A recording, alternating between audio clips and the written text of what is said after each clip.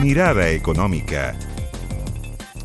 Hola, hola, ¿cómo les va? Mirada Económica en el aire, en días en que la economía está en el centro de la conversación, no solamente reforma tributaria, vamos a hablar de empleo en esta edición, vamos a hablar del dólar, vamos a hablar del costo de la vida, de muchas situaciones que golpean a todos los chilenos en su vida rutinaria. Estamos aquí en el estudio con Juan Bravo, director del Observatorio del Contexto Económico de la Universidad Diego Portales. Juan, bienvenido aquí al estudio. Tantas veces que hemos conversado los últimos 2 años, siempre a distancia. Un gusto tenerte acá en el estudio. Muchísimas gracias, Andrés. Encantado de volver a estar aquí contigo compartiendo en el estudio en forma presencial. Juan, entremos en materia. A ver, hemos conocido cifras de empleo durante las últimas jornadas.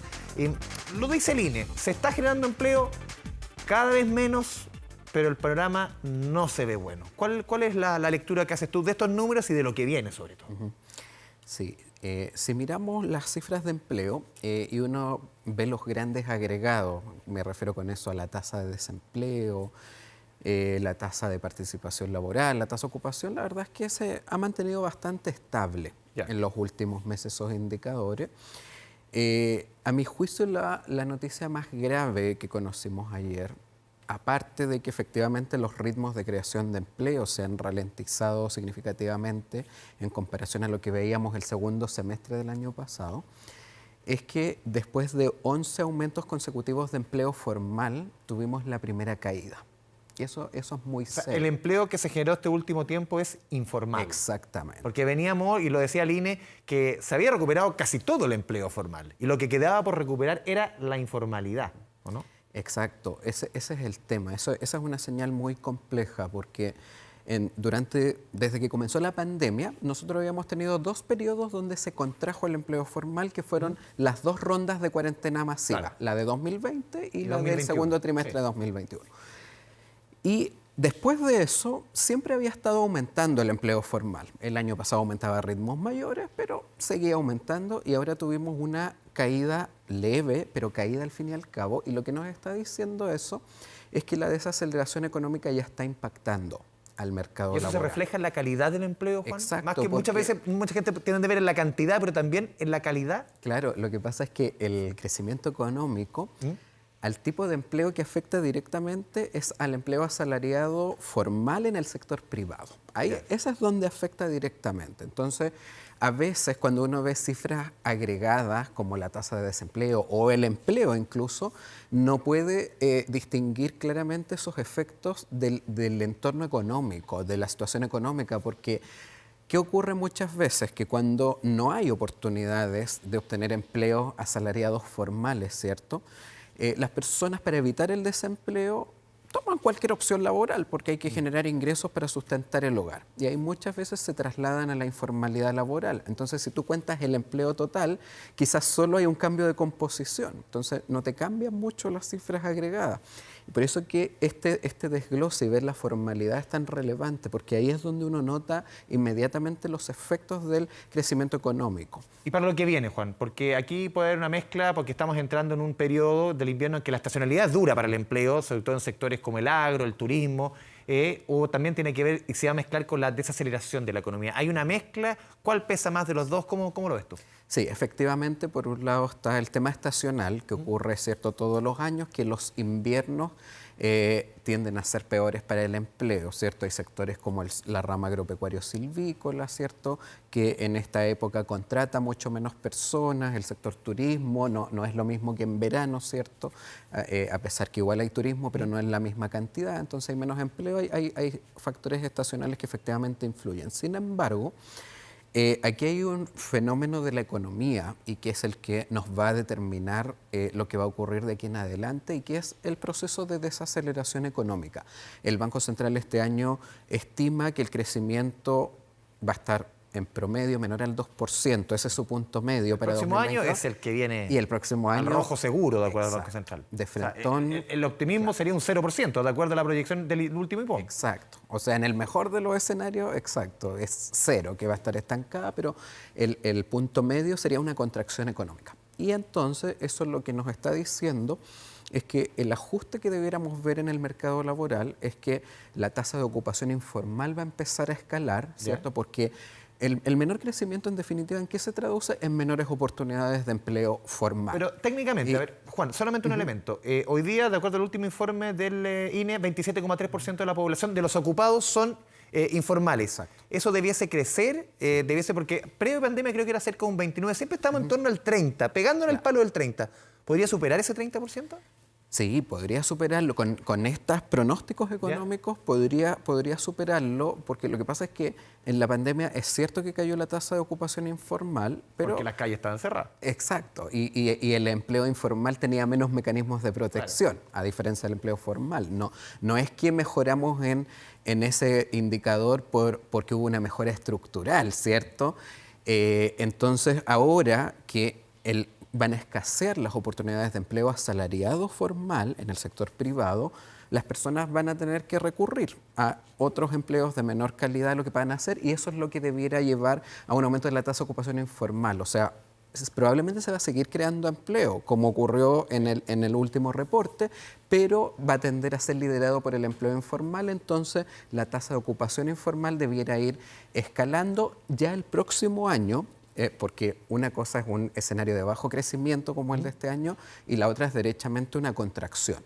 Ahí es probable ya que el ajuste ocurra más vía tasa de desempleo, o sea, ya hacia 2023 debería uno esperar ya alzas en la tasa de desempleo un poco mayores. Juan, a ver, ustedes hace algunos días publicaron este estudio en la Diego Portales sobre cuánto se recupera las chilenas, chilenos que pierden el empleo en recuperarlo. 8,5 meses. ¿Es el primer estudio que realizan sobre el tema? ¿Para tener alguna comparación? Sí, no tenemos comparación porque es la primera vez que logramos tener un panel de datos. Un panel significa que tú puedes hacer el seguimiento de la historia laboral de las personas.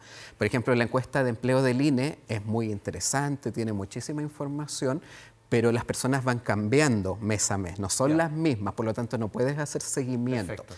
Un panel de datos nosotros lo obtuvimos gracias a que un convenio que realizamos con la Asociación de Cajas de Compensación y Asignación Familiar y con Suceso. Sí. Y gracias entonces a estos datos de trabajadores afiliados a cajas pudimos generar datos para 5 años completos, y ahí podemos hacer entonces estos cálculos porque podíamos seguir en el fondo las historias laborales. Y ahí nos da que en promedio, desde que una persona sale de un empleo dependiente formal, entonces tarda en promedio 8 meses y medio en volver a reinsertarse. Porque hay varios elementos dentro de ese estudio que hombres y mujeres prácticamente no hay diferencia, pero sí hay diferencia donde tú vives en Chile. En el norte la rotación o el tiempo de recuperación del empleo es bastante menor, por ejemplo, que en el extremo sur del país. Estamos hablando de región de Antofagasta, Atacama versus Aysén y Magallanes. ¿Tiene que ver con el tipo de empleo, con el rubro, con qué? Sí, esencialmente tiene que ver con las diferencias de la estructura productiva de las regiones y que por lo tanto hay sectores que son más y menos resilientes. Exacto. Por ejemplo, el comercio es un sector que tiende a ser más dinámico en general. Y por ejemplo, las regiones del extremo sur de Chile, Aysén, Magallanes, la participación de las personas en el comercio es mucho más baja que en el promedio nacional, y en cambio tienden a insertarse más en ramas que son relativamente poco dinámicas como la administración pública o en Aysén en la rama agropecuario silvícola, por ejemplo. Entonces, efectivamente, las diferencias de la estructura productiva impactan mucho en estas diferencias en regiones, en los tiempos de reinserción. A ver, hay un golpe a la recuperación del empleo, un empleo que se está generando quizás menos o con menos velocidad, tú lo decías, con mayor informalidad. Y también estamos viendo, y lo vimos en la última medición del tema de los salarios, que, claro, no está creciendo el salario nominal respecto a lo que está creciendo el costo de la vida, lamentablemente. La última informe que entregó el INE, claro, no son datos que están actualizados al minuto de hoy día, era que los salarios crecen un 8%, pero el costo de la vida es 10,5%. ¿Eso se va a mantener por un buen rato con este nivel de inflación, lamentablemente, que los salarios no van a crecer ni de cerca igual que el costo de la vida? Claro, lamentablemente así va a ocurrir.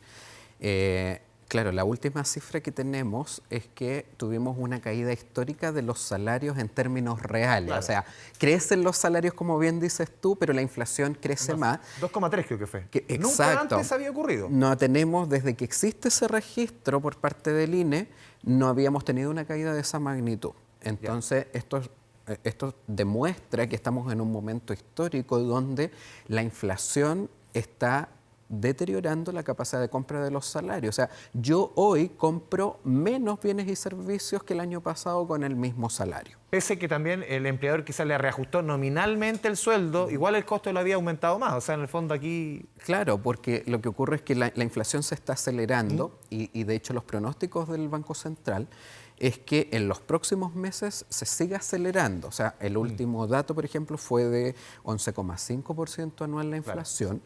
Claro. Los pronósticos apuntan a que el mercado está esperando alrededor de un 1% mensual de inflación ahora para junio. Por lo tanto, ya estaríamos pasando a niveles en torno al 12,6% anual de inflación. Y eso significa que los salarios en términos reales van a seguir deteriorándose porque los salarios no se reajustan todos los meses. Entonces, claro, hay reajustes, normalmente esos procesos de reajuste salarial son una vez al año, ¿cierto? Claro. Entonces, si la inflación sigue acelerándose durante el año, hay varios meses donde efectivamente quedan rezagados los salarios. Entonces, uno esperaría que en los próximos meses esas cifras de caída histórica sean peores. Hemos visto una cadena que ha sido un círculo lamentablemente tortuoso para los chilenos en cuanto a inflación. El efecto que se vio a través de los retiros, de las ayudas del Estado, más allá de que fueron muy importantes en su minuto, han tenido efecto en la inflación. Después viene el tema en Ucrania. Después ha sido una cadena, lamentablemente, lo que está sucediendo ahora con el dólar. ¿Cuánto va a seguir golpeando el dólar que esta jornada llegó a 939, terminó cerrando en cerca de los 9.20, pero ¿cuánto sigue pegando en esta cadena de golpes, lamentablemente, para el bolsillo, el dólar? Sí, impacta mucho porque afecta a todos los bienes importados, ¿cierto? La gasolina, por de pronto, ¿cierto? Un bien que esencialmente lo importamos. Y muchos otros productos que nosotros tenemos que importar, entonces la verdad es que sí influye mucho y por eso es que para el Banco Central hoy día la tarea es tan compleja, ¿cierto? Porque con estas alzas tan abruptas del tipo de cambio, entonces más riesgo hay de que la inflación se acelere aún más, ¿cierto? Por sobre los pronósticos del Central. Y cuando todos claman dicen, ¿por qué el Banco Central no interviene? Porque también nos escucha también voces de Vittorio Córdoba, expresidente del Banco Central, que dice, ojo, aquí el shock tremendo es externo. Lo que puede hacer nuestra economía, que es chiquitita, frente a esa vorágine, es poquito. ¿Cómo lo ves tú? Claro, efectivamente, este es un shock externo. O sea, en ese sentido, el Banco Central, incluso interviniendo, no puede cambiar, ¿cierto?, la tendencia del dólar, porque en este momento están influyendo muchos factores externos, un riesgo de recesión, ¿cierto?, en Estados Unidos y en Europa, ¿cierto? Esto en parte gatillado por la guerra en Ucrania, que ha generado un aumento inflacionario en todo el mundo, ¿cierto? Entonces, eso es lo que está detrás, en el fondo, de esta alza del dólar, y eso no lo puede frenar el Banco Central. Ahora, dicho eso, al Banco Central sí es muy incómodo, ¿cierto? Estas alzas tan abruptas en periodos de tiempo tan breves.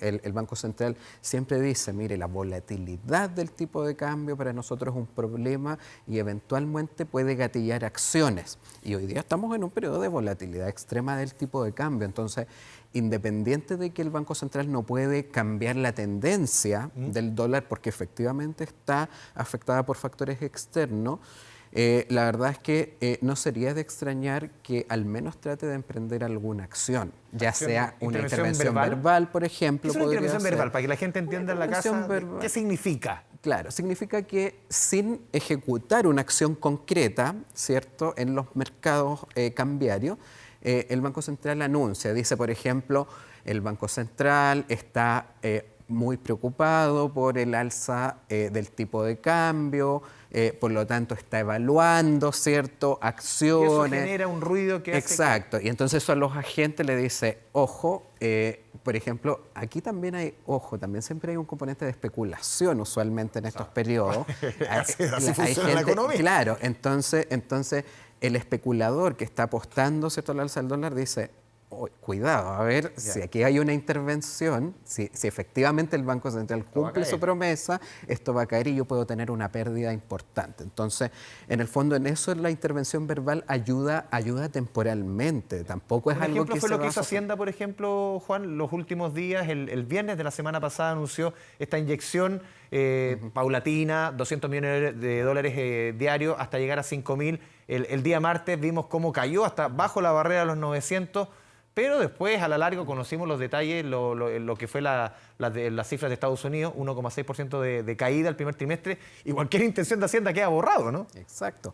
Ese es el tema, ¿te fijas? O sea, en el fondo lo único que puede hacer una intervención, ya sea verbal o incluso una acción concreta donde el donde el Banco Central intervenga en el mercado cambiario, en el fondo inyectando dólares a la economía para que se vuelvan más abundantes, solo puede generar un efecto de corto plazo, pero que de todas maneras ayuda en algo a Ni siquiera contener. ponerle techo, porque uno dice ya, que no caiga, pero que no siga subiendo, digo yo, ¿no? Claro, o sea, puede generar estos efectos transitorios que de todas maneras algo alivian, ¿cierto?, a las presiones, pero lamentablemente es una coyuntura donde lamentablemente el factor externo es el más relevante y por lo tanto esto solo puede, las acciones de política en cuanto a intervención cambiaria solo pueden generar efectos transitorios que algo pueden ayudar, pero la tendencia es algo que viene de afuera. Juan, vamos a ir a la pausa aquí en Mirada Económica. Canal 24 Horas estamos conversando con Juan Bravo, director del Observatorio del Contexto Económico de la Universidad Diego Portales. Pero antes de ir a la pausa, le contamos a ustedes que la distribuidora Limatco,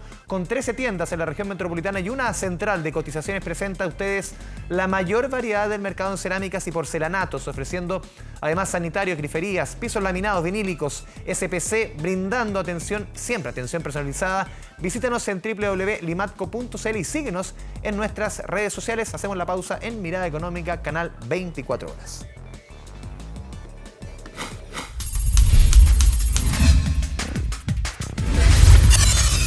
Mirada Económica.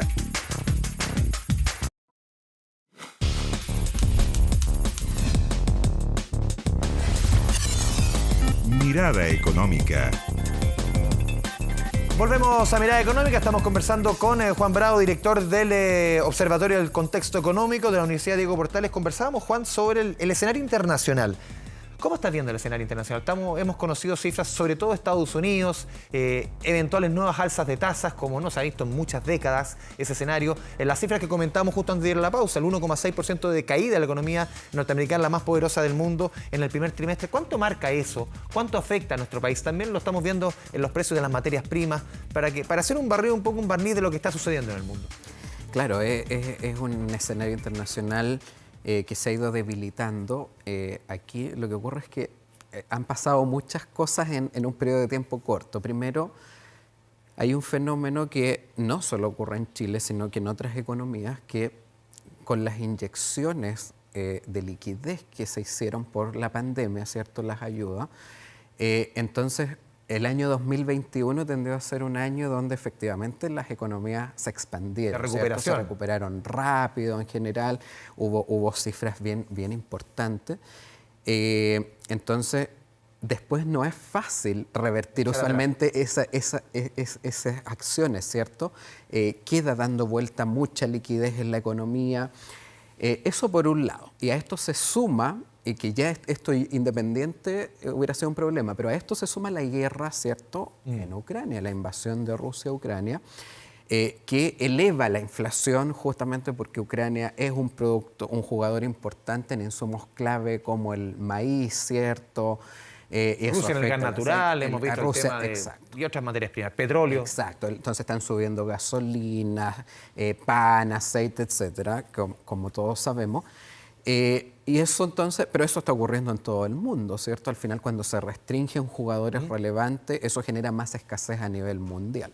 Y por eso es que entonces estamos viendo estas alzas inflacionarias en todas las economías del mundo. Obviamente hay economías donde lo interno afecta un poco más, ¿cierto? Mayor o menor Dependiendo, grado. obviamente, qué exportas, qué produces, qué compras, qué no. Exacto, pero ese es básicamente el escenario que gatilla esto. Y ahora entonces eso obliga a tener ajustes de tasas de interés que probablemente son mucho mayores que los que hubiéramos tenido si no hubiera mediado esta guerra. Y en ese sentido, claro, yo lamentablemente soy muy poco optimista con el panorama porque siento que la guerra que tenemos entre Rusia y Ucrania va a durar mucho tiempo, al menos así lo veo yo. Por un lado, ya vimos que finalmente para Rusia no fue fácil doblegar a Ucrania. Y por otro lado, Rusia no puede simplemente retirarse de la guerra por temas estratégicos, políticos. O sea, para Rusia, desde su perspectiva, queda muy mal estratégicamente si se retira de la guerra. Y eso en la economía va a ser que se resienta por un buen tiempo. Exacto. Entonces, esto va a durar mucho tiempo y eso significa que el problema inflacionario también va a durar mucho tiempo, ¿cierto? Y entonces eso está obligando a las economías, a los principales mercados desarrollados a subir sus tasas de interés, ajustar la política monetaria y eso entonces genera alzas de interés mundiales, ¿cierto? Eso encarece, en definitiva, todos los créditos, ¿cierto? No solo ya los préstamos locales, sino que los préstamos internacionales y todo eso se traduce definitivamente en un efecto contractivo. Por lo tanto, en ese sentido yo tiendo a concordar con los pronósticos del Banco Central que son más pesimistas para 2023 porque justamente esto va a ir ocurriendo así a lo largo del año, ¿cierto? Van a ir endureciéndose las políticas monetarias en los principales mercados. Estados Unidos quizás ya está en una recesión, pero si no lo está ahora, está en el borde y probablemente en algún minuto va a caer.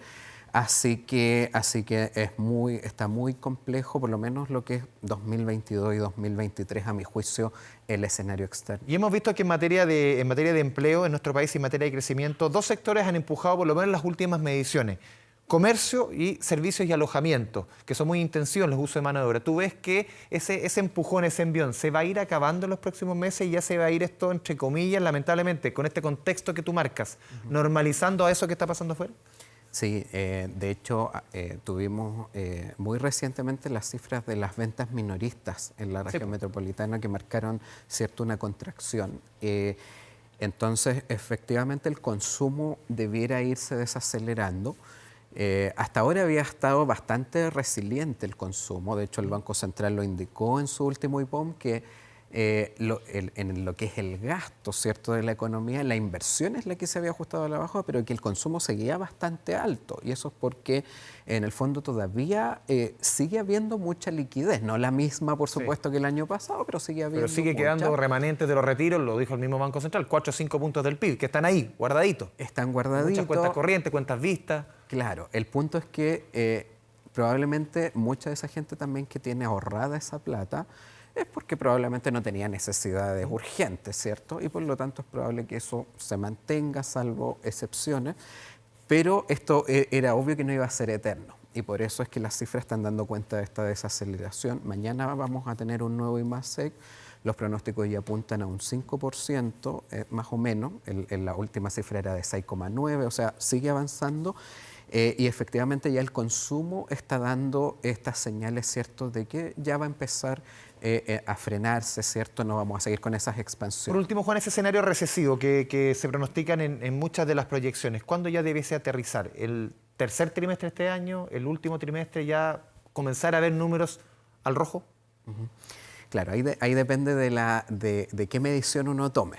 Nuestra medición tradicional, ¿cierto?, que compara respecto al año anterior. O comparamos con el trimestre anterior, a la gringa. Exacto, claro. La que hace el Banco Central, así en sus proyecciones centrales, es respecto al mismo periodo del año anterior. Entonces, desde esa perspectiva, probablemente uno ya debiera empezar a ver esos números más bien hacia fines de 2022 para que se concrete esta proyección de que a 2023, ¿cierto?, tenemos una contracción.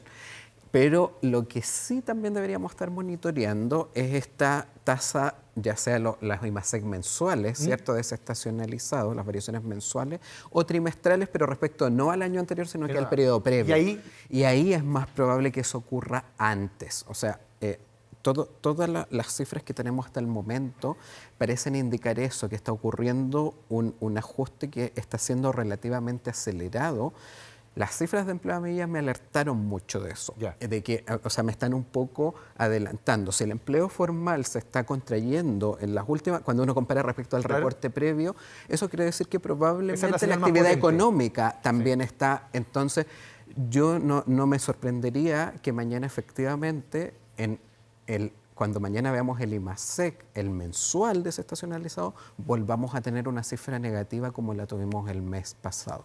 Juan Bravo, te agradecemos este espacio, esta conversación aquí en Canal 24 Horas. Muchas gracias. Encantado, Andrés. Muchas gracias por la invitación. Un abrazo. Y a todos ustedes, muchas gracias por la sintonía. Aquí en Mirada Económica nos vemos la próxima semana con otra edición de este clásico ya de la economía aquí en su canal de noticias. Que le vaya bien. Chao, chao.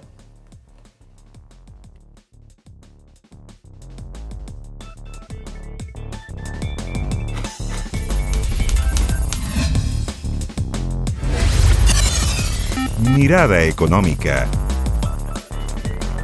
Con el auspicio de Limatco. Hemos presentado Mirada Económica.